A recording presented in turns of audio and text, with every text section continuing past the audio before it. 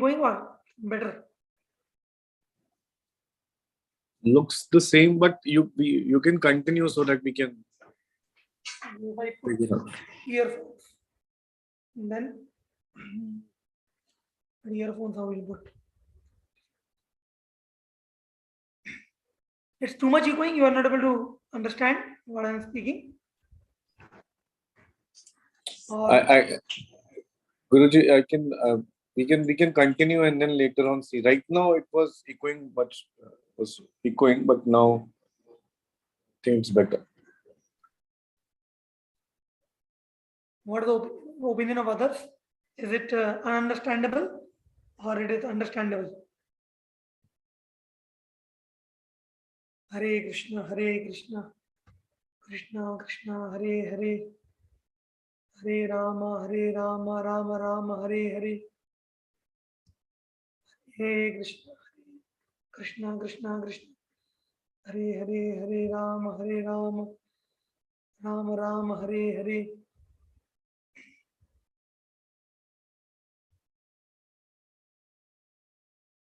Okay.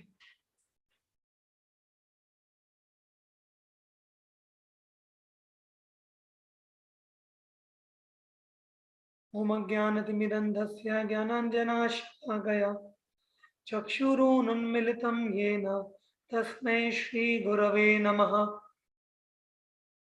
नमो विष्णुपादाय कृष्णपृष्ठाय भूतले श्रीमते भक्तिवेदान्त स्वामिन्निधि नामिने।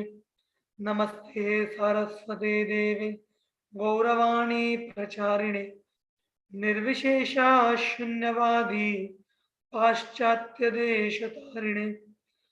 नमो महावदन्याय कृष्ण प्रेमा प्रदायते कृष्णाय कृष्ण चैतन्य नामने गौरत्विषे नमः।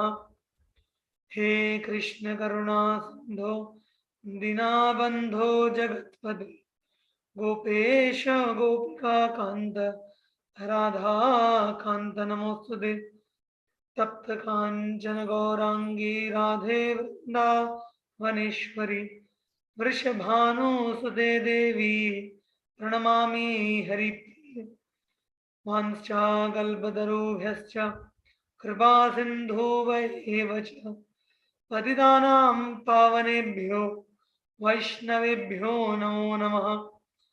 श्री कृष्ण चैतन्य प्रभो नित्यानंद श्री अद्वैत गदाधर श्रीवासदि गौर भक्तवृंद।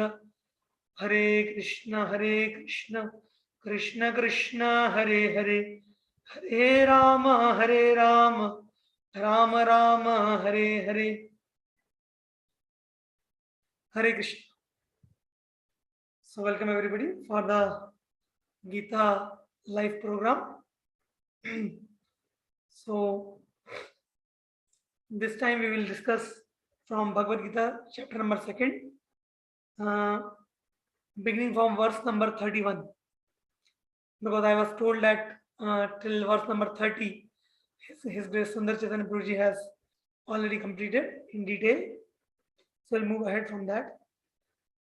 So I will share a PPT which we have prepared for the same.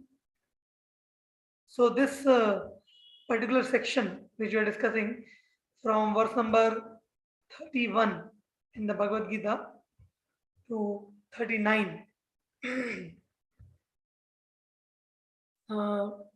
is a very, very nice section. And the title which we can give for it is how one can be free from reactions by acting for the Lord. So by acting for the Lord or by doing one's prescribed duty on behalf of God, one can be freed from reactions. So yeah.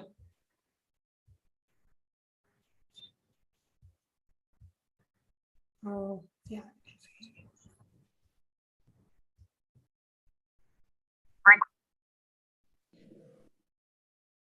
Correct.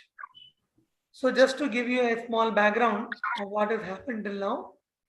So as you know, in the beginning of the second chapter, Arjuna is continuing his questions and doubts regarding whether he should fight or not fight. So in the verse number 2.6, he becomes very confused, and then he submits himself to Lord Krishna, accepting Lord Krishna as his guru or his teacher, and ask him to tell him what is right course of action for Arjun. And then from verse number 11 onwards till verse number 30.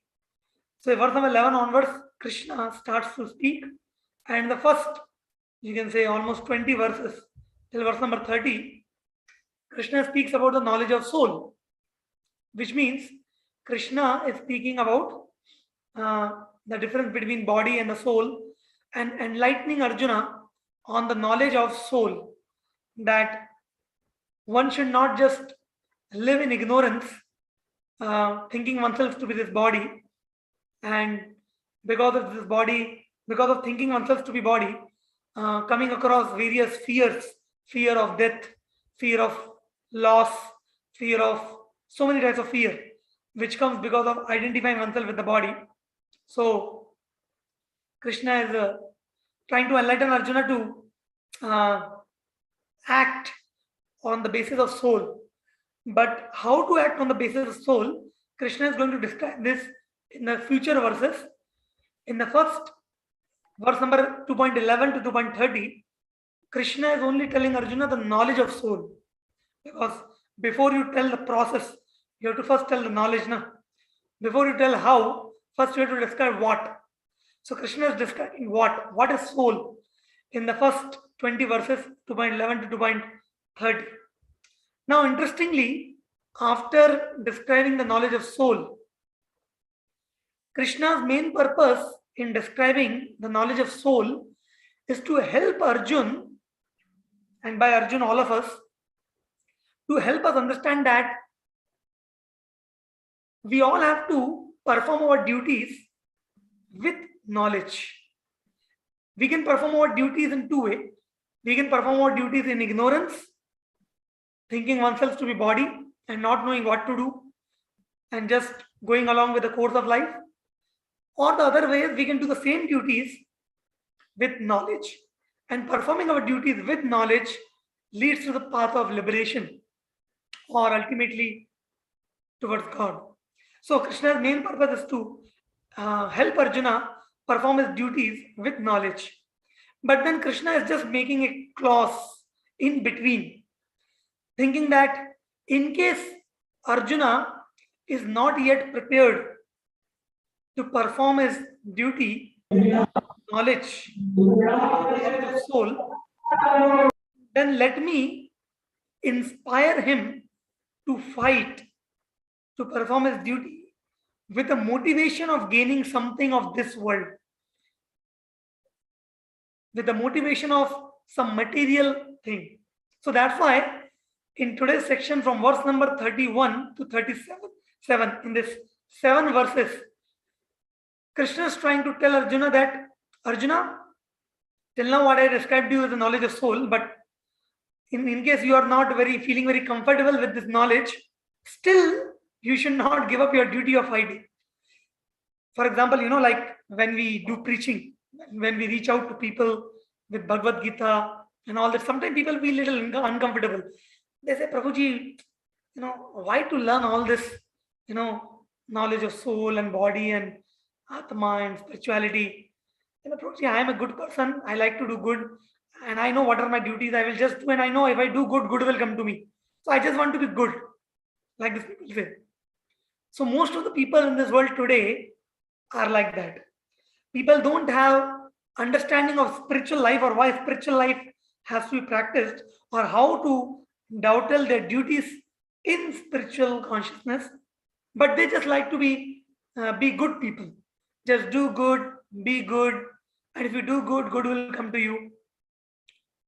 So, in Arjuna's situation, what is happening? He is on the verge of running to the forest, giving up his duty.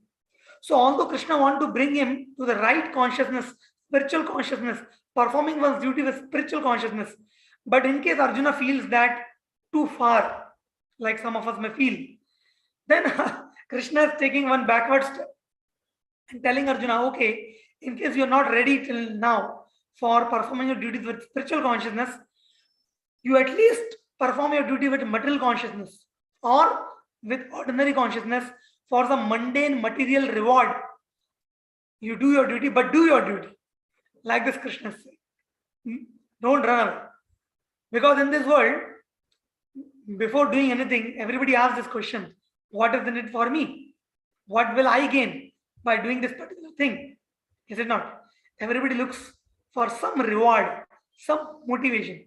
So in the verse number 31 to 37, Krishna is going to tell Arjuna about the material motivation for fighting the war, what he will gain materially by fighting this war, and what he will lose in case he don't fight this war materially. And then after speaking this in the verse number 37, then Krishna then goes to the higher platform. Then he says, Arjuna, I have explained you what is the material motivation for fighting this war, but in case if you are prepared, so I am giving you this option also, that you can do your duty with spiritual consciousness. And then from verse number 38 onwards, Krishna starts to describe Arjuna the advantages. First of all, what is performance of duty on spiritual consciousness, and what are the advantages, and what a person gets when he performs his duty on the spiritual consciousness. So first we will begin the section where Krishna is inspiring Arjuna to fight on material motivations. Okay. So first we will see. Yeah. So as you can see here, in the top it is written benefits of fighting, which is the prescribed duty in this case. So Arjuna is a Kshatriya. For him, his prescribed duty is to fight. See, what is the meaning of prescribed? Prescribed means the duty mentioned in the scriptures. So there are Brahman, Kshatriya, Vaishyas and Shudras. So for all category of these classes, their duties are mentioned in scriptures, and one is supposed to perform his duty accordingly. So that's called prescribed duty.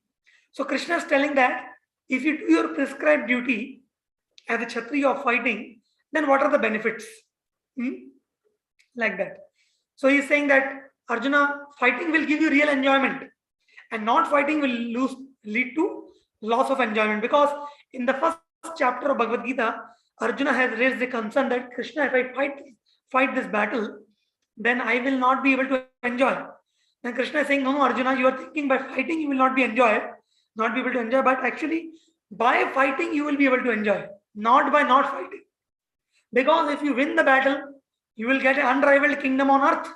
You will become the king of the Kuru dynasty, of the whole Hastinapur, which means the kingdom of the whole world. And even if you are killed in this battle, then what will happen? You will go to Swarga, heavenly planets, because those Kshatriya who die in the battlefield performing their duties, they attain to heaven, like that. So this was in the verse number 31 and 32. Krishna says to Arjuna that Arjuna, if you win, you will get the kingdom, and if you lose, you will go to Swarga. So both ways you will be able to enjoy. So Krishna is inspiring Arjuna to fight on a material motivation, the motivation of enjoying. Actually, this is not a very right motivation. This is not a very high-class motivation to work according to spiritual standards. We should not work to enjoy. This is not a very high standard or high-class motivation according to spiritual standard. But Krishna is telling this to Arjuna as a substitute. And that's why in the verse number 33 now, Krishna says this verse. What he says? Atha chettomimam dharmyam sangramam na karishyasi tatha swadharmam kirtim cha hitva papam avapyasi. So what Krishna is saying to Arjuna, I will show you the translation also. Just a minute.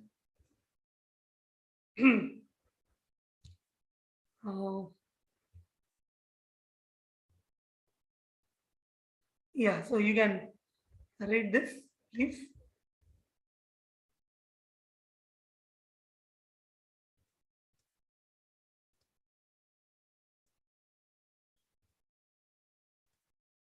Yes, somebody can please read the translation.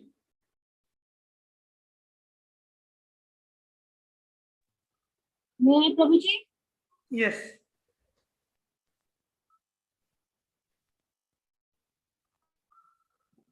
Voice is not coming.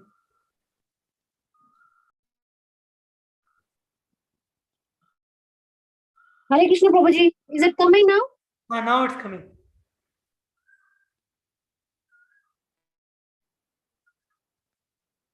Again, it is not coming. Okay, no problem. Somebody else can. It's coming and going. If, however, you do not perform your religious duty of fighting, then you will certainly incur sins for neglecting your duties and thus lose your reputation as a fighter. Correct. So in this way, Krishna is trying to tell Arjuna that if you do your duty of fighting, so in case you win, you will get the kingdom. In case you lose, you will go to Swarga. So in this way, he's saying the positive, the benefits of fighting, the material motivation. And in case you don't fight Arjuna, then what will happen? By not fighting, you will incur sin.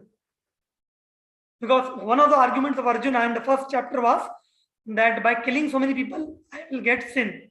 So Krishna is telling it is not that by killing you will get sin, by not killing you will get sin. Because by not killing, you are running away from your duty and also you will lose your reputation. So the whole point we should try to understand, Krishna is trying to inspire Arjuna by the motivation of material profit and material loss. Material profit is that you will go to Swarga, you will get kingdom, and material loss is that you will get sinful reaction. So better you fight in this way. So then, from this verse which you just now read, from this verse number 33 to verse number 37, Krishna, in these 4 verses, Krishna is going to describe Arjuna the fault of not doing the duty. What all will happen to Arjuna if he don't perform his duty? Just like sometimes you make a person frightful or fearful, saying him, hey, if you don't do this now, this will happen to you, that will happen to you. So you try to make a person fearful. So Krishna is trying to use various tactics, material motivation. Perform your duty, Baba, you will get Swarga, you will get kingdom.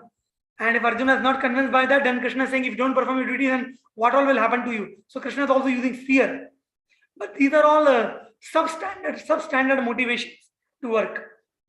For people who are not yet ready for spiritual life, for them sometimes it may work. So let's see now what Krishna is saying in verse number 33 to 37, 4 verses. What will happen to Arjuna if he don't perform his duty? So in this, as you can see in the slide, so you see in 4 verses, Krishna describes the fault in doing the opposite. The opposite means not doing the body, not doing his duty. So losses by avoiding the prescribed duty of fighting. So there are 3 losses which are described. Yeah, somebody can read the 3 losses: first, second, and third. Sin and infamy, dishonor and ridicule. Yeah, somebody can read, please.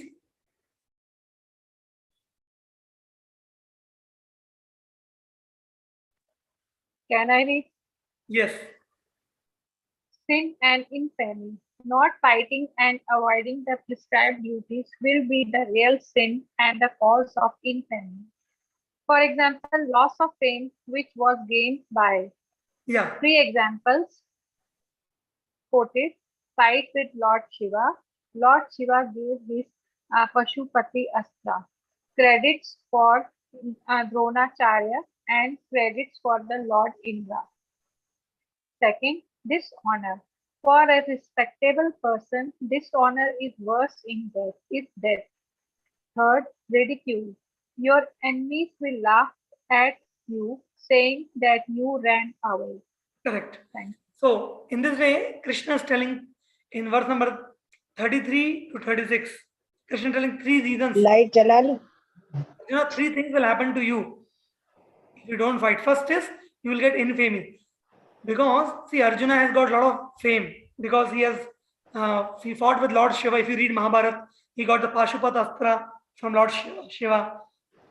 And Dronacharya used to call Arjuna as the best of his students. And he has also got many divine weapons from Lord Indra. So everybody knew the glory of Arjuna. And now, after having so much glory, if Arjuna will not fight, then he will get a lot of There's a lot of infamy. अब तो bell का शरबत बना दिया मैंने छाछ। Kindly mute yourself. Who is unmuted? Yeah. So Arjuna will get a lot of infamy if he don't fight, because he has already got a lot of fame. And then by not fighting, he will also incur sin. And second is dishonor. Krishna is saying that for a person who is respected, who is honored, dishonor is worse than death. He's saying in verse number 2.34. And he will say that your enemies will ridicule you. They will laugh at you. They will say Arjuna is a coward. He ran away from the battle. So in this way, Krishna is trying to inspire Arjuna that don't run away. So see, in verse number 34, Krishna is saying, people will always speak of your infamy. And for a respectable person, dishonor is worse than death. So Arjuna, fight like that. And this is a Sanskrit shloka. I showed you a translation here. This is a shloka. Akirtim chapi bhutani kathayishyanti te vayam sambhavitasya chakirtir maranat atirikshate. So these are some of the points from the purport from verse number 34, that Lord Krishna, as a friend and philosopher to Arjuna, is helping him to explain that if you leave the battle before the battle even begins, people will call you a coward. For a respectable man like you, fame is worse than death. If you think that people may call you bad names, but that you will save your life by fleeing the battlefield, then my advice is that you do better to die in the battlefield. So in this way, Krishna is telling Arjuna.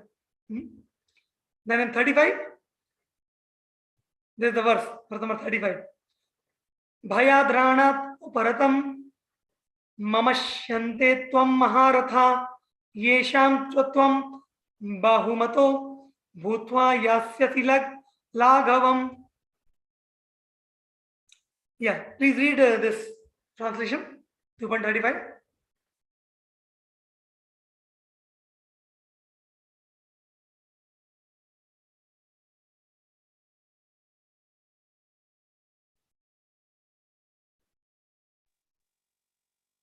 May I, Prabhu?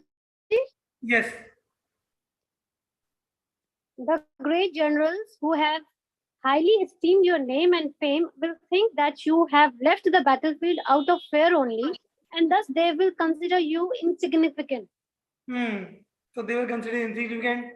They'll think that you left out of fear only, like that. So in this way it goes on. Well, this see, I already described this summary of all the verse number 34 to 37.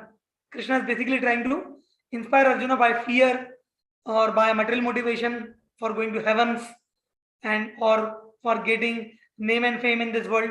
So these are material motivations. As you can see in this verse also, Krishna is saying your enemies will describe you in many unkind words and scorn your ability. What could be more painful for you? Is it not? Like people very much bother about their name, na? अरे हमारा नाम खराब नहीं होना चाहिए, कुछ भी हो जाए हमारा नाम खराब नहीं होना चाहिए. So like that, Krishna is trying to inspire Arjuna with that motivation. He is saying, Avachya vadams cha bahun vadishyanti tavahida nindantas tava samarthyam tato dukkha tarum nakim. Arjuna, avachya vadams. They will give you many avachya. Avachya vadams means many bad words, very ill words they will call you. And nindantas tava samarthyam, about your capabilities, your prowess, they will call you coward. And what can be more painful for you? Like this is going on. And finally, Krishna gives in 2.37 this options to Arjuna. That's better you fight. If you win, you will get the kingdom. If you don't fight, if you lose, you will get Swarga. So that's why 37 verse, you will see a translation on the side also. I am showing you this folio. Very important verse.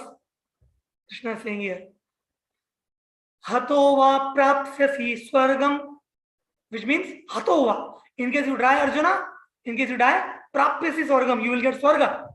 Jitva ba bhokshase mahim. If you win, you will get kingdom. Bhokshase, you will do bhog. Tasmat uttishta kaunteya. Therefore, Arjuna, get up. Uttishta, get up, kaunteya. Uttishta. Yudhyaya kritanishchaya.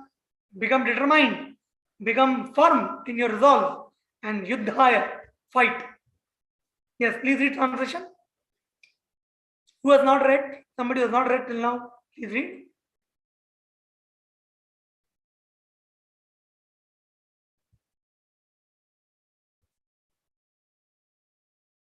Prabhuji, can I read? Yes, Nilesh. O son of Kunti, either you will be killed on the battlefield and attain the heavenly planets, or you will conquer and enjoy the earthly kingdom. Therefore, get up with the determination and fight. Yeah. Krishna saying that why you fear so much? Either you will get the kingdom or you will go to heavens. So therefore get up with determination and fight. Correct. Now, what has happened till now is, as I told, from verse number 31 to 37, Krishna was using the motivation of some material gain, some gain of this world to inspire Arjuna to fight. What is the motivation? Like he's saying, if you win, you will get kingdom. This is one motivation. He's saying if you lose, you will get swarga. This is one motivation. And in case you don't fight, then people will call you bad words, and you will get a lot of infamy. Your name will be spoiled. So to save all this, you fight. So all these are actually material motivations. So Bhagavad Gita is teaching a very, very important principles to us here. What is teaching? That generally most of the people in this world, they continue their life, or they do their respective duties with this kind of material motivations only. 99.9% people who are not spiritual consciousness, they live their life with the material motivations, either to gain something worldly or heavenly, or to get some reputation. Even if they do some good work in society, some charity, some social service, so they may not aspire for some physical or material gain, but then they look for some name and fame. They may think that, okay, even after our death, people will remember our name, that so and so existed. He was so charitable, he was so generous, and people will remember us. But even to have aspiration for name and fame in this world is also a material motivation. There can be simple material motivations like getting some physical assets or facilities in this world. There can be material motivations of going to heavens, swarga, like after people's death, people right now, swargavasi. That is also material motivation. And even to get some name and fame in this world, that is also material motivation. So Bhagavad Gita is helping us now to rise above these material motivations to work and to come to the platform of spiritual motivation for work. So work has to be done. Work cannot be given up. Duty cannot be given up. But the Bhagavad Gita is trying to elevate us by elevating our motivations for work, by elevating our consciousness, our intentions, our desires for which we work. And that's why you will find from verse number 38 onwards, Krishna is speaking altogether different philosophy, a different level of consciousness he is going to speak. And many times people are not able to catch what Krishna is trying to explain here. So that's why we will see the verses from 2.38. What Krishna is saying.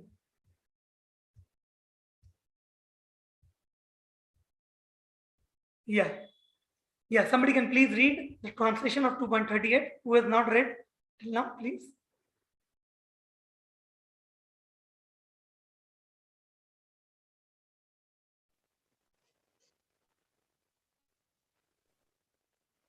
Who is reading? Hare Krishna, Prabhuji, I'll read. Yeah.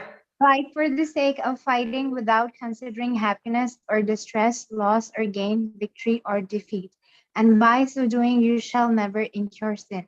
Yeah. So you can. Yeah, thank you. You can see a very stark contrast between this translation and the previous. See how the tone of Krishna has changed. See, previously Krishna was saying, "Hey Arjuna, you will get swarga, you will get heavens, or you will get kingdom." and what people will call about you. Krishna is talking that kind of thing. This means there's a lot of consideration about what I will get, what I will not get, what people will tell about me. Correct? That kind of tone was there. And now you see this verse, see how the tone has changed. See how the level of understanding has changed, the consciousness. Krishna is saying, Arjuna, just fight for the sake of fighting as a duty. Don't worry about what I will gain, what I will not gain, whether I will be happy or distressed, loss or gain, victory or defeat. And Krishna is saying, if you fight in this consciousness, if you do your duty in this consciousness, then Arjuna, you will never incur sin. You will never be touched by pap or sin. Because one of the concerns of Arjuna was, sin will come to me. No, sin will not come, provided you fight like this. And then from verse number 39, almost to verse number 51 of the second chapter of Bhagavad-Gita, Krishna elaborates on this level of consciousness and how to work with this level of consciousness. From verse number 39 to 51, this level of consciousness is called as, technically called as Nishkam Karma Yoga. See here in text number 2.37 and 38. So as I told, from verse number till verse number 37, Krishna's argument given here to Arjuna are meant to inspire Arjuna to fight. They are a particular set of instructions that address material enjoyment, which is based on identifying oneself with the body as a motivating force behind Arjuna's performance of duty. The verses from 31 to 37, they are a set of instructions based on material enjoyment. That is a motivating factor. And now Krishna is beginning a higher level of working in knowledge. So working in knowledge is higher than working without knowledge. So working is there in both. But when a person works with a motivation to enjoy this world, enjoy name, fame, glory, he is on a material platform. But when a person understands, I am not this body, I am soul, he works with the knowledge of Atma, with the knowledge of his relationship with God, with the knowledge of goal of life.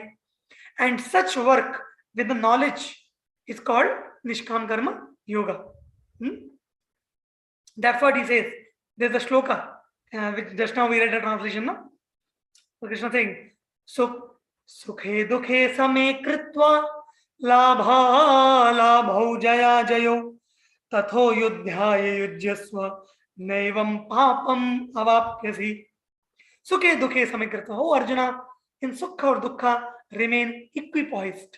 Labha jaya jayo. In victory, defeat, in profit or loss, remain equipoised. Don't get disturbed. Just do your duty for the sake of duty. But how a person can do his duty just for the sake of duty? There has to be some motivation. Yes, the motivation for doing one's duty without material motivation, there has to be a spiritual motivation. And what is spiritual motivation? The spiritual motivation is service. Service to God. Service to God is a spiritual motivation, which is different from material motivation. That's why they are saying here, do everything for Krishna as a duty. See, very beautiful verses there, which we have got here for all of you to see. See what is the verse is saying. The verse is saying, Pibanti nadhya swayameva nabhyah, Pibanti nadhya swayameva namba, swayam na khadanti phalani vraksha, nananti sasyam khaluva rivaha, परोपकाराय सतामृतस्य. हाँ, कोई हिंदी में पढ़ सकता है? भावार्थ यहाँ पे लिखा है, भावार्थ पढ़िए. कोई ने नहीं पढ़ा अभी तक हिंदी में, क्या लिखा है?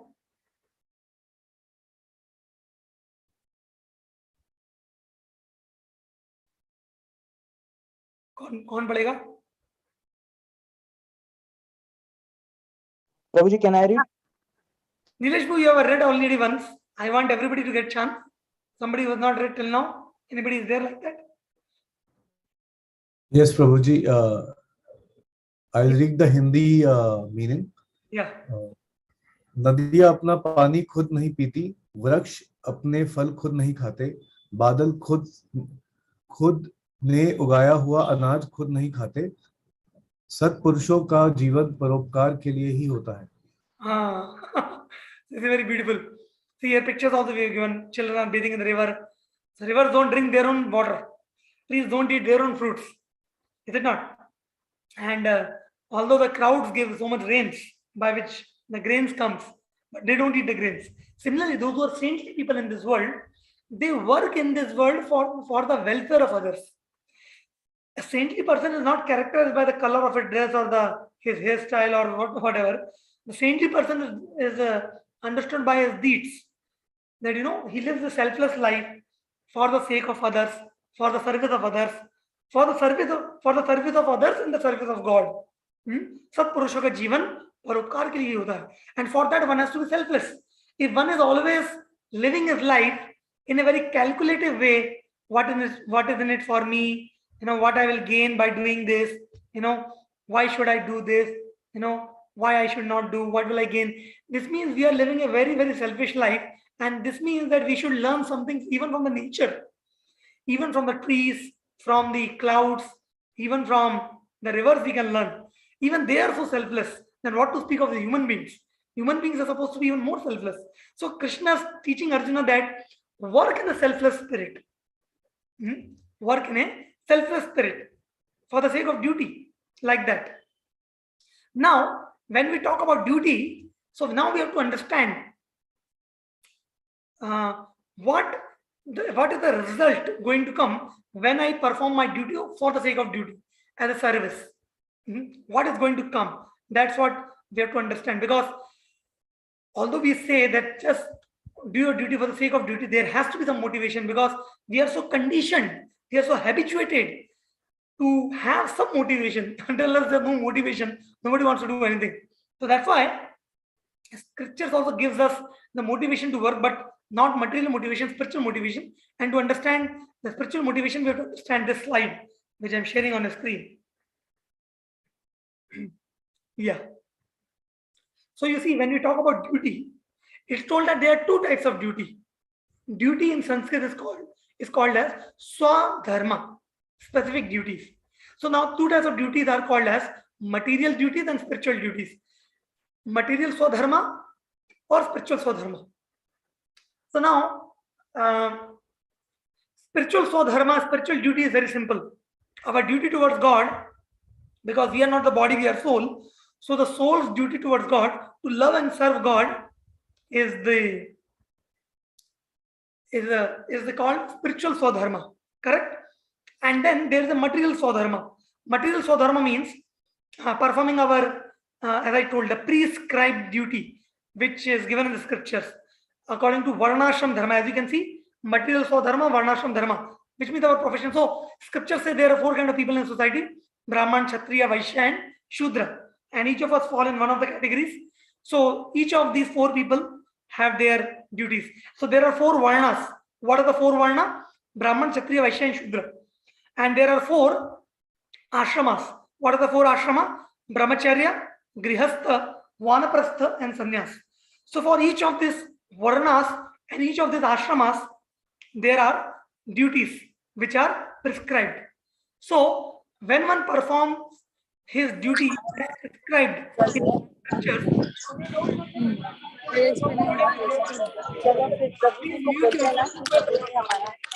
lot of disturbance. Yeah, thank you. So, when we perform our material swadharma, our occupational duty, according to the Varna and Ashrama in which we are. For example, those of you who are married, so you are in the Grahastha order. And then you might be either a businessman, so you are a Vaishya, or you may be doing, or you may be a Brahmana, or you may be doing some administrative services, so you are a Kshatriya. So based on your occupation, your Varna decided, and based on your social status in society, like either you are married or a celibate, or you are retired, accordingly one person is decided. So one, when performs his duty, this is called material swadharma. And performing one's material swadharma brings material happiness. Correct? It brings material happiness. So Krishna is telling to Arjuna, my dear Arjuna, you are a Kshatriya. Your Varna is Kshatriya. You are not a Brahmana. You are not a Shudra or a Vaishya. You are a Kshatriya. For a Kshatriya, the duty is to fight. So you just do your duty. And simply by doing your duty, you will get happiness, which is material happiness you will get. Correct? And if the same duty, Arjuna, if you can align, if you can dowtel, if you can transfer the results of your material duty in the service of God, then that will combine with your spiritual duty. And in this way, fulfilling your spiritual and material duties both, you will gain the ultimate happiness. Like that. So, in this way, Krishna is describing the two types of duty. So, we should always remember that material duty is temporary. And doing only material duty cannot make us happy. Like, for example, in this world, there are people who are very, very dutiful. It means, at least I have seen my grandfather and my uncles. My God, they are so much duty bound. They will never budge from their words. Once they say something, they will do. And they are very good in, people are there like this, especially in India. In pious families, you will find people will take care of their all family relatives very nicely.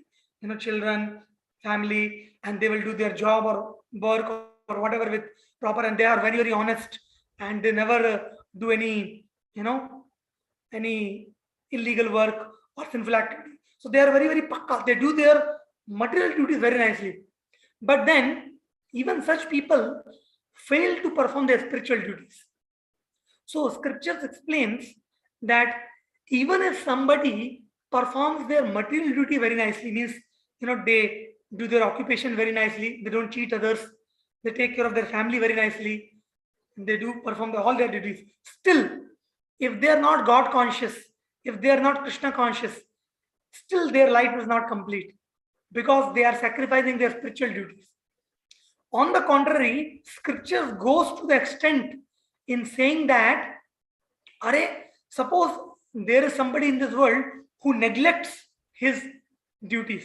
He neglects his work, he neglects his family, he neglects this, but he is performing his spiritual duties very nicely. Scriptures say that, especially Bhagavatam, Srimad Bhagavatam says that that person is much better than the person who is only performing his material duties towards family and job nicely, but is not God conscious. So here we are learning a very, very important principle, very revolutionary principle from the Bhagavad-Gita, that we should not be just satisfied doing our material duties nicely. We should not just think that, okay, I'm running the family nicely, okay, I'm doing my job nicely, everything is all right, there's nothing else I have to do. No. Even if you do your material duties nicely, but if you don't make an effort to become Krishna conscious and please God, then our life will not be perfect. We will not be satisfied. That is why we have to have a combination. We need to do our material duties also nicely, and side by side, we should also take care of our spiritual duties, and both should go hand in hand together. But generally, what do we see? In this world, people compromise on what? Material or spiritual duties? People compromise on spiritual duty. Spiritual duties they keep far away, and they only take care of material duties, which is wrong. Because as I told, the scripture says that somebody who is doing material duties nicely, but compromising on spiritual duty is not worthy. But somebody doing spiritual duties nicely, even if for that purpose he has to sacrifice his material duty, that person is glorified. Like that. But people generally don't understand this. So, in this way,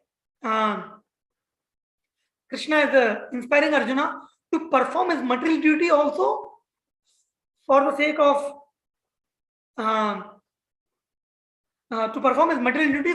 duty.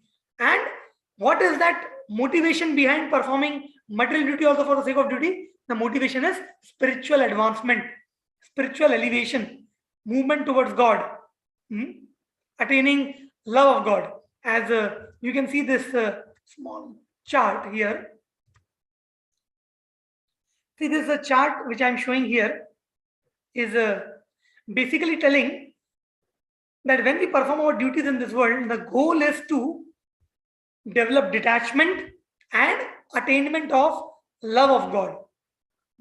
So as you can see on the right hand side, it's a little technical, but so you see here Prabhupada is sitting, below Prabhupada you see one perform his duty in knowledge in the path of bhakti, and knowledge means when he performs his duty, he gives the results which he earned by his duty to Krishna with love and devotion. Correct? And that leads to attainment of bhakti, which means pure love for God awakens, which is the goal of life. Correct? Like that. And if somebody is not on the path of bhakti, somebody is on the path of jnana. Jnana means the difference between the path of jnana and the path of bhakti. In the path of bhakti, one wants to serve the Lord. One wants to become a servant of God. That is the path of bhakti. And the path of jnana, in the path of jnana, there is no conception of service to God. One only wants to become liberated. One wants to attain shanti, shanti, shanti. One wants to go to the impersonal Brahman, the impersonal light of God, and just merge there. But even to attain both, one need to perform nishkam karma, which means performing duty in knowledge of soul, and develop detachment and advance towards liberation. So you can see this on the right side. And in the path of bhakti, we develop detachment by offering the results to Krishna and ultimately getting pure love. So, yeah, these things are going on.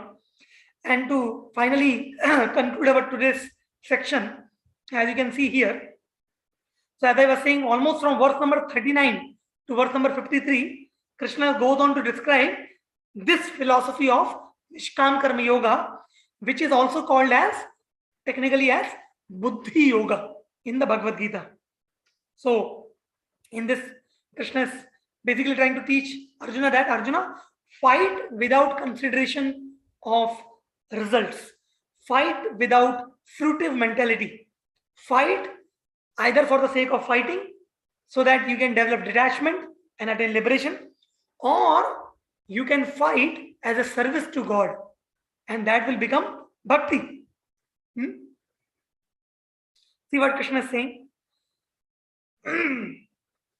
Yeah, somebody can read this 2 paragraphs written in the boxes.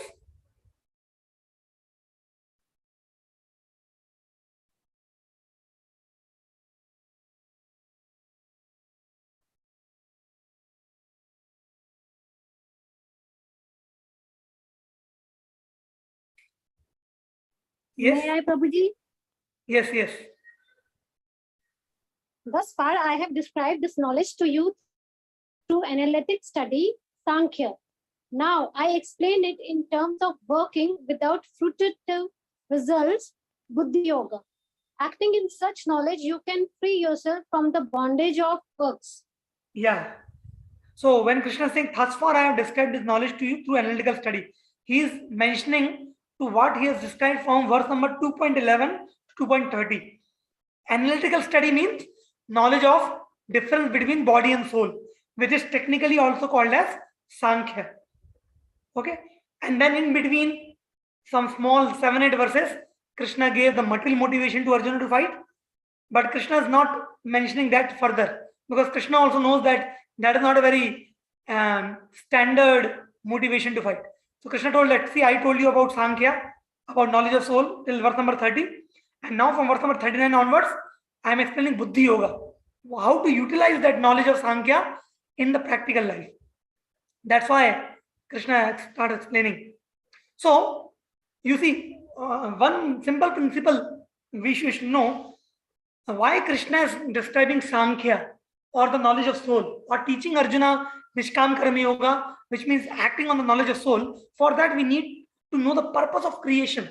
Why did the Lord first of all created this world? So as you can see in this picture, they are describing that if you read the Srimad Bhagavatam, in the Srimad Bhagavatam second canto, the whole creation of this universe is described, where they say, the Purusha, the Supreme Lord, he is the Supreme Lord, who is the active principle. He creates this material world by looking over the Prakriti. Prakriti, the material nature, Durga. The Lord glances in the beginning of creation, the Lord glances on Durga and impregnates Durga with all the living entities. It's technically called as Saha Aikshataha. As you can see, the point number 2. Lord glances over Prakriti and impregnated it with the atomic individual souls. So all the living entities who are rebellious in nature, who don't want to cooperate with God in the spiritual world, they are sent to this material world by the glance of the Lord, by the glance of Lord Mahavishnu, and they are impregnated in the material nature, and they come out with various bodily forms. And then when they are sent to this material world, they come under the spell of illusion. And under the spell of material energy, we, the individual souls, we think ourselves as the enjoyers. We think that we are the enjoyer. This world is meant for our enjoyment. We forget that, Hare Baba, we have rebelled against God. We originally belong to the spiritual world, but now we are engaged in this material body made up of flesh and bones, and we are trying to be enjoyers. Actually, we are not enjoyers. This mentality is being dragged. See the point number 4. This mentality is being dragged to the last snare of Maya, when the living entity want to become one with the Lord. So ultimate goal of the living entity is, after many births of sense gratification, which means after many births, when a soul becomes frustrated of enjoying this world, he gets the association of a devotee, and by the association of devotee, the soul recognizes that he is a servant of God, and then by the practice of bhakti or devotion and working in the spirit of devotion, he finally attains the Lord and goes back to the spiritual world from where he has ultimately come.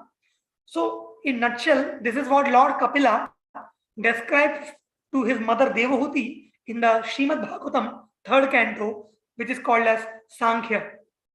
So when the living entity comes in this world, he becomes bound by karma. Karma means material consciousness, because of which we have to take multiple bodies. And spiritual consciousness means to revive our consciousness as a servant of God and to return back. As you can see in the last picture, how the soul is returning back from the material universe to the spiritual sky. So that's what is the goal of human life, for which we have to work. That's the Sankhya Yoga, Buddhi Yoga, Bhakti Yoga. Sankhya Yoga, which means renounce work, don't do any work. Buddhi Yoga means do work but renounce fruits. And Bhakti Yoga means do all work as an offering of love for Krishna. So very clear. So in this world, there are some people, some so-called saintly people who practice Sankhya Yoga. So they understand very clearly the difference between body and soul. And they say you stop all work, because to realize who you are, you have to first understand who you are not. So they follow this process of called Neti Neti. I am not this, I am not this. So they say renounce work, which is not a very practical process, as we have discussed earlier also. So Krishna is recommending Arjuna at least Buddhi Yoga. Buddhi Yoga means do your work, Nishkam Karma Yoga, but renounce the fruits. So if you are a Brahmana, Kshatriya, Vaishya, Shudra, whatever you are, do your work but renounce the fruits. Either you can, but how to renounce a person, don't know. Sometimes a person gives in some charitable institution, some cancer hospital, this, that. But basically he don't enjoy the fruits. So in Buddhi Yoga and in Bhakti Yoga, see what is the difference between Buddhi Yoga and Bhakti Yoga? As such, there is no difference, but the slight difference. The slight difference is, in Buddhi Yoga, the person is renounced from the fruits, but he is very much attached to the work he do. I will repeat. In Buddhi Yoga, the person is renounced from the fruits. Means whatever the fruits or whatever the results which comes by his work, he gives away. He gives to others or he gives to God. But he is very much attached to the work he wants to do based on his psychophysical nature. But in Bhakti Yoga, what happens? One is not only renounced from the fruits, but one is also renounced from the work also. Renounced from the work means it is not that he don't do any work. Renounced from the work means he is not attached to doing any particular kind of work. For the service of God, he can do any kind of work. For example, see, in a typical Varanashram setting, a Brahmana will only do Brahmanical duties. For example, he will chant the Vedic mantras, he will read the scriptures, he will, study the Shastra, and he will worship the deities. And if you ask a Brahmana to perform the work of a Shudra, like cleaning toilet or this or that, the Brahmana will repel, he will give you a curse. He say, how dare you speak like this? I'm a Brahmana, don't you know? Whereas in the path of bhakti, when a person accepts a guru, accepts a spiritual master, then under the direction of spiritual master, a person can do any kind of service to Krishna. If the guru says, study the Shastra and teach, the disciple can study the Shastra and teach also. And the guru says, go and clean the toilets. the disciple will go and clean the toilets also. He will not say, Guruji, don't you know I am from a Brahmana family? How can you say me to clean toilets? No, no, no. Because on the path of bhakti, one is not recognizing himself with anything other than servant of God. And that is the highest philosophy which Lord Sri Chaitanya Mahaprabhu, who is Krishna himself, comes to teach. He says, I am not a Brahmana, I am not a Kshatriya, I am not a Vaishya or a Shudra, I am not a Brahmachari, I am not a Grasta, Vanaprastha or a Sannyasi, I am none of these. Then who are you? My only identity is that I am eternally a servant of the servant of the master of the gopis. Gopir Bhartur Padakamalayur Das Das Das Das Das. I am servant of the servant of the servant of the servant of the Lord, who is the master of the gopis. So to come to this platform of understanding, to come to this level of consciousness, that to become free from all designations, I'm not this or that, I'm an Indian or American or boy or a girl or or this or that, or a Brahman or Kshatriya or Vaishya or Brahmachari or Grasta or man or woman. What I am, my only constitutional position is that I am eternally a servant of God. This is called bhakti. So that's why, the definition of bhakti is Sarvapadi Vinirmuktam Tat Paratvena Nirmalam Rishikena Rishikesha Sevanam Bhakti Ruchate. When one becomes free from all designations, which we get in this world, designations, I am this, I am that, when one becomes free from that, and when one engages his senses in the service of God, that's called bhakti. So that's how Bhagavad-Gita gradually takes us from material motivations to non-material motivations, to spiritual motivations, to highest motivation of pure love and service to God, like that. So with this, I like to conclude my talk today, and we can take some questions in case any of you have any questions. Hare Krishna.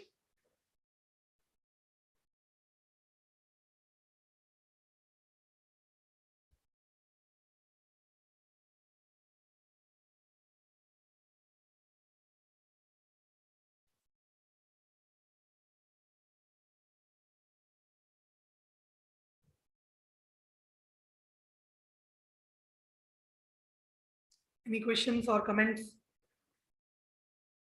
Anything you didn't understood?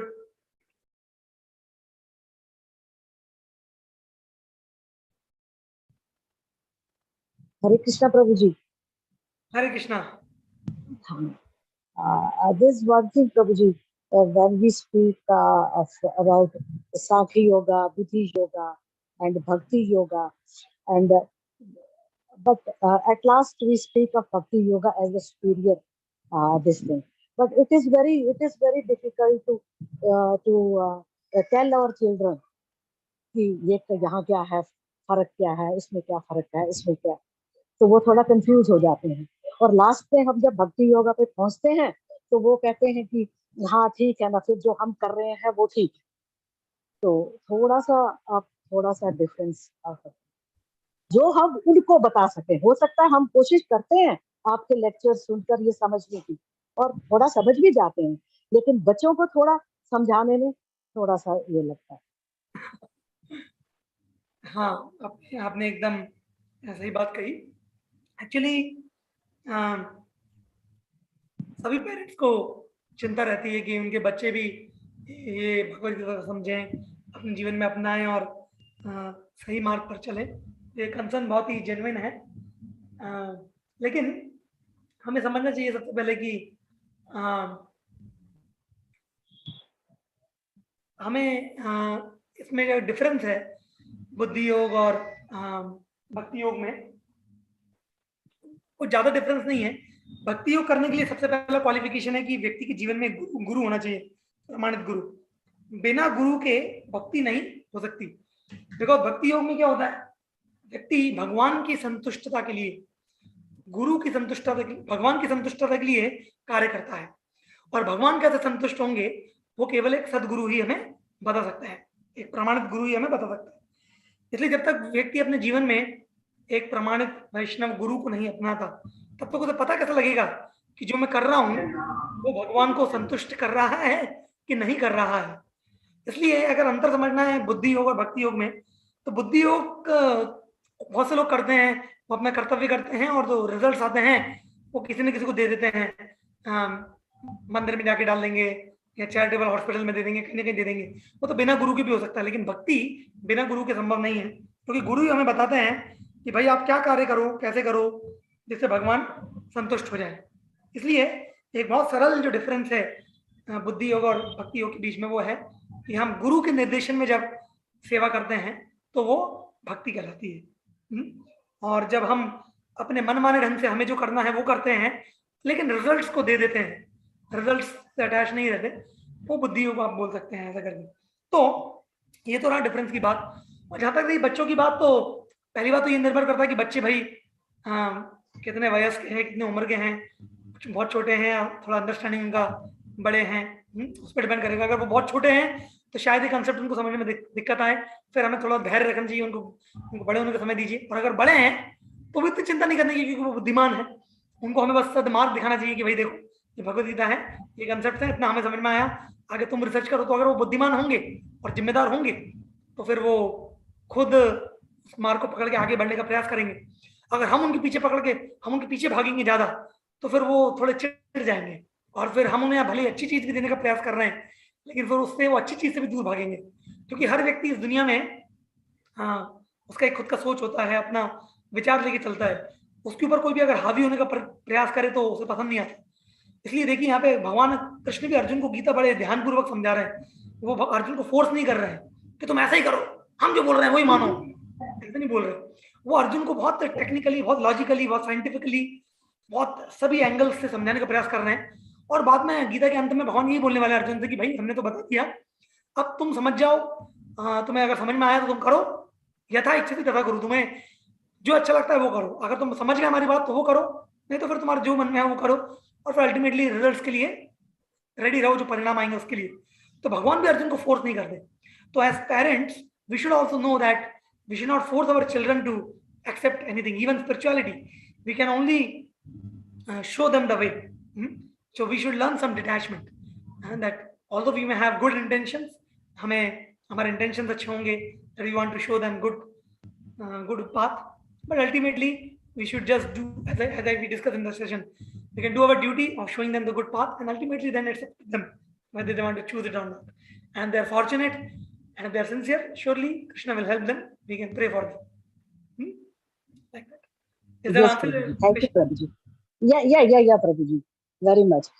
But one thing again, जब हम गुरु धारण करते हैं तो गुरु हमें अपनी lines पे रोकते हैं, क्योंकि बेसिक्स तो सारे वही हैं जो सारे गुरु बोलते हैं, वही सारे गुरु वही बोलते हैं जो गीता में लिखा हुआ है। लेकिन हमने पिछली सेंचुरी में, पिछले पूरे 100 साल में अपने बच्चों को ज्यादा मतलब गीता मतलब शास्त्र पढ़ाने की कोशिश नहीं की, और हो सकता है हमने भी अपने आप को भी वो शिक्षा नहीं दी।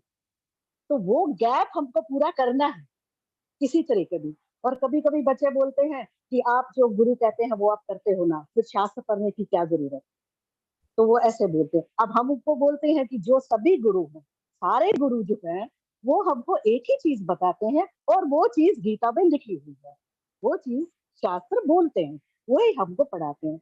और फिर ये भक्ति लहर में जब चैतन्य प्रभु या गुरु नानक देव जी और ये सारे जब भक्त आए, प्रभु का जाप सिखाया उन्होंने, प्रभु का जाप कैसे करना है, तो फिर हम अभी भी मतलब सारे लोग अपने गुरु को सुपीरियर समझते हैं, दूसरे को गुरु को इन्फीरियर समझते हैं। ये हम कब इस लाइन पे आएंगे कि सारे गुरु हमें वही टीचिंग्स देते हैं जो हमारे हिंदू शास्त्रों में लिखा हुआ है। वो गैप हमको कहीं ना कहीं करना है, वो गैप खत्म करना है। वो कोशिश है सारे गुरु की, सारे गुरु वो करना चाहते हैं। आपने बहुत अच्छी बात बोली। तो सबसे पहले तो हमें यही समझना चाहिए कि आपने जो बताया सारे गुरु एक ही चीज बोलते हैं, क्यों बिल्कुल सही बोला, क्योंकि गुरु कभी भी कुछ ऐसी बात नहीं बोल सकते जो शास्त्रों में नहीं लिखी है। क्योंकि जो वास्तविक गुरु है वो तो स्वयं भगवान है। कृष्णम वंदे जगत गुरु, वास्तविक गुरु तो भगवान ही है और कोई नहीं। और जो भगवान के द्वारा बोली गई बातों को रिपीट करता है वही प्रमाणित गुरु होता है। जो अपने मन से मन गढ़ंत बातें बना के लोगों को गुमराह कर रहा है वो वास्तविक गुरु नहीं हो सकता। इसलिए शास्त्रों में एक चेक एंड बैलेंस मेथड बताया है। चेक एंड बैलेंस मतलब आप चेक कर सकते हैं कोई भी चीज की प्रमाणिक हो तो जो गुरु बोलता है वो दो चीजों से मैच होना चाहिए। किस किस से? एक मैच होना चाहिए शास्त्रों से, और दूसरी वो मैच होना चाहिए जो दूसरे गुरु प्रमाणित गुरु जो बोल रहे हैं उससे। तो अगर हाँ जो कोई गुरु है अगर वो वही चीज सिखा रहा है जो शास्त्र भी बोल रहे हैं और दूसरे प्रमाणित गुरु भी वही चीज बोल रहे हैं, इसका मतलब वो गुरु सही सिखा रहा है। अगर कोई गुरु ऐसा बोल रहा है जो शास्त्र नहीं है, जो शास्त्रों में नहीं लिखा गया है, और जो दूसरे प्रमाणित गुरु हैं वो भी इसको स्वीकार नहीं कर रहे हैं, तो फिर वो गुरु प्रमाणित नहीं है, उसको हमें पालन नहीं करना चाहिए। ऐसा तो ये हुई पहली बात कि सभी गुरु सेम ही बोलते हैं, बिल्कुल सही, क्योंकि ultimately knowledge is coming from supreme God. पहली बात। दूसरी बात कि कोई जैसे आपने बोला कि आप बच्चे बोलते हैं कि अल्टीमेटली अगर वही फॉलो करना है जो गुरुजी बोल रहे हैं तो फिर शास्त्र पढ़ने की आवश्यकता है। तो देखिए शास्त्रों को पढ़ना भी गुरु का एक इंस्ट्रक्शन है। To study the scriptures is also one of the instruction. So somebody से अगर कोई बोलता है कि भाई गुरुजी को फॉलो करना है तो शास्त्र को पढ़ना है, तो हाँ गुरुजी को ही फॉलो करना है, लेकिन गुरुजी का ही ये आदेश है कि आप शास्त्र भी पढ़ो। तो आप शास्त्र पढ़कर क्या कर रहे हैं? गुरु के आदेश का ही पालन कर रहे थे। प्रभुपाद जी बोलते थे study Gita, study Bhagavatam, study Ramayana. तो हम शास्त्र भी पढ़ रहे हैं क्योंकि शास्त्र पढ़ के क्या होता है, गुरु ने कुछ बोला और वही बात जब हम शास्त्रों में पढ़ते हैं तो हमारा फेथ, हमारा विश्वास गुरु के ऊपर और बढ़ जाएगा, फिर और प्रगति होगी, हम उनके आदेशों को और निष्ठापूर्वक पालन कर पाएंगे ऐसा करके। तो शास्त्र पढ़ना भी गुरु का एक आदेश ही होता है। और यह बात भी सही है, अगर मान लीजिए कोई बचपन से ही अनपढ़ है, उसने कभी भी उसको पढ़ना ही नहीं आता, कभी शास्त्र को उठा के पढ़ ही नहीं सकता, ऐसा व्यक्ति अगर केवल गुरु को पालन करते रहे, केवल वो करते रहे जो गुरु बोले, तो ऐसे व्यक्ति को भी परम सिद्धि प्राप्त हो सकती है, भले वो शास्त्र का उसने जीवन में छुए भी नहीं है तो भी। ये एक सत्य घटना भी है। साउथ इंडिया में श्रीरंगम करके एक जगह है तमिलनाडु में, वहां पे रंगनाथ जी का मंदिर है, भगवान रंगनाथ, भगवान विष्णु जैसे लेटे रहते हैं। तो वहां पे एक ब्राह्मण हुआ करते थे जो कि अनपढ़ थे बचपन से, लेकिन उनके गुरु ने उनको बोल दिया कि आप भगवद गीता पढ़ो डेली। तो वो तो उनको पढ़ना भी नहीं आता था, लेकिन क्योंकि गुरु ने बोला तो क्या करते थे, वो मंदिर में जाके गीता लेके ऐसे बैठ जाते थे और बड़ा अटक अटक के बोलते थे, क्योंकि उनको ज्यादा पढ़ना नहीं आता। और जो दूसरे ब्राह्मण लोग थे वहां पे आके उनका मजाक उड़ाते थे, अरे देखो इसको संस्कृत बोलना ही नहीं आता, कैसे अटक अटक के बोल रहा है, ऐसा मजाक उड़ाते थे। तो एक समय की बात है, वहां पे चैतन्य महाप्रभु, भगवान चैतन्य महाप्रभु, नॉट चैतन्य, वो अपने जब साउथ इंडियन टूर पे थे तो वो श्रीरंगम के मंदिर पहुंचे। तो वहां पे उन्होंने इस ब्राह्मण को देखा जो अटक अटक के पढ़ रहा है और उसके आंखों से आंसू आ रहे थे। तो चैतन्य महाप्रभु ने उससे पूछा कि भाई तुम ऐसे क्यों पढ़ रहे हो, अच्छे से क्यों नहीं पढ़ रहे? तो बोला कि भाई क्या करूं, मुझे तो पढ़ना ज्यादा आता नहीं, लेकिन मेरे गुरु ने बोला है कि तुम गीता पढ़ो, तो मैं प्रयास कर रहा हूँ अपने गुरु के आदेश पालन करने के लिए। तो फिर चैतन्य महाप्रभु बोले कि अरे अच्छा, अगर तुम्हें पढ़ना नहीं आता तो फिर तुम ऐसे रो क्यों रहे हो, आंसू क्यों आ रहे हैं तुम्हारी आंखों से?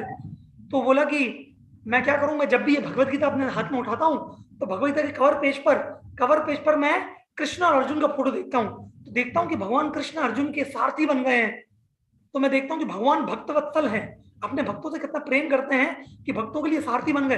तो ऐसे भगवान के भक्त वात्सल्यता को देखते हुए मेरा हृदय गदगद हो जाता है और मेरी आंखों से आंसू हो जाते हैं। तो जैसे ही चैतन्य महाप्रभु ने यह बात सुनी उस ब्राह्मण के मुख से, तुरंत चैतन्य महाप्रभु ने उसके आलिंगन किया और आलिंगन करके बोले कि भाई तुमने भगवद गीता को वास्तव में समझ लिया है, क्योंकि तुम्हारे अंदर, तुम्हारे हृदय में भगवान के प्रति प्रेम है, कि तुम भगवान के भक्त वत्सल्यता को देखकर तुम्हारे आंखों से आंसू आ रहे हैं, तुम्हारे अंदर भगवान के प्रति भावना है, भाव है, और तुम अपने गुरु की सेवा के प्रति, गुरु के आदेश के प्रति बहुत निष्ठावान हो, कि तुम्हारे अंदर वो कला नहीं है, भले तुम्हारे अंदर वो एबिलिटी नहीं है कि तुम पढ़ सको अच्छे से, लेकिन फिर भी गुरु के आदेश को पालन करने के लिए तुम पूरा प्रयास कर रहे हो। तो क्योंकि तुम गुरुनिष्ठ हो और तुम्हारे अंदर भगवान के प्रति भावना है, इसलिए तुम गीता के वास्तविक जानने वाले हो। जो लोग दूसरे बड़े बड़े पंडित होते हैं, गीता के ऊपर बड़ी बड़ी टिप्पणियां देते हैं, बड़े संस्कृत बोलते हैं, उनको कभी गीता समझ में नहीं आएगी, लेकिन तुम्हें आएगी, क्योंकि तुम्हारे गुरु के प्रति निष्ठा है और भगवान के प्रति भाव है। तो इस प्रकार से हम समझ सकते हैं कि कोई व्यक्ति अगर केवल गुरु को भी पालन करे तो भी वो परम सिद्धि प्राप्त कर सकता है। और शास्त्र भी हम पंडित बनने के लिए नहीं पढ़ते, पांडित्य प्राप्त करने के लिए शास्त्र नहीं पढ़ते, या केवल इंफॉर्मेशन गैदर करने के लिए शास्त्र नहीं पढ़ते। शास्त्र हम पढ़ते हैं भगवान के बारे में जानने के लिए, भगवान की सेवा कैसे होगी। पहले जो महान भक्त हुए जैसे प्रहलाद, ध्रुव, पांडव, उन्होंने भगवान की सेवा कैसे करी, वो सबको जानने के लिए, इंस्पिरेशन लेने के लिए शास्त्र पढ़ते हैं। तो उस प्रकार से हम थैंक यू वेरी मच। जी प्रभु जी, जी प्रभु जी, प्रभु हरे कृष्ण। बहुत अच्छा। हाँ, हरे कृष्ण प्रभु, हरे कृष्ण। एक और बात है, मैं ज्यादा टाइम नहीं लूंगी, छोटी सी बात है। ये मेरा रियलाइजेशन है कि जैसे हम सभी किसी चीज के साथ किसी भी संस्था के साथ जुड़ जाते हैं ना, फिर हम मतलब चाहते हैं कि उसी के साथ जुड़ जाए। मतलब जैसे अब किसी का अपना गुरु है तो वो कहते हैं नहीं, मैं अपने गुरु को छोड़ूं और इसके साथ जुड़ जाऊं। मतलब ये मेरी रियलाइजेशन है जब से मैं पिछले 2-2.5 साल से। ये तो है कि शास्त्र शुरू से हम पढ़ते हैं, हमारे घरों में पढ़ने, लेकिन जब से जुड़ी ना, जो आपने कहा ना, ये तो बिल्कुल मेरे इसमें बैठा कि अपने ही गुरु के प्रति जो निष्ठा होती है वो बढ़ जाती है। जब हम शास्त्र अध्ययन करते हैं और अपने गुरु के प्रति निष्ठा बढ़ जाती है, और फिर हम गुरु ये गुरु वो गुरु उसके ऊपर चले जाते हैं। कोई भी गुरु हो, लेकिन हमारी गुरु के प्रति जो निष्ठा बढ़ती है वो शास्त्रों से ही बढ़ती है। Thank you so much, thank you so much. मैंने बहुत टाइम लिया आपका भी और भक्तजनों का भी। Thank you so much, thank you very much. So we'll end here our session today, and next weekend maybe his guest Sundar Chetan will continue. Thank you very much. Srimad Bhagavad Gita ki जय जय, पाद की। Thank you. Thank you. जय, हरे कृष्ण।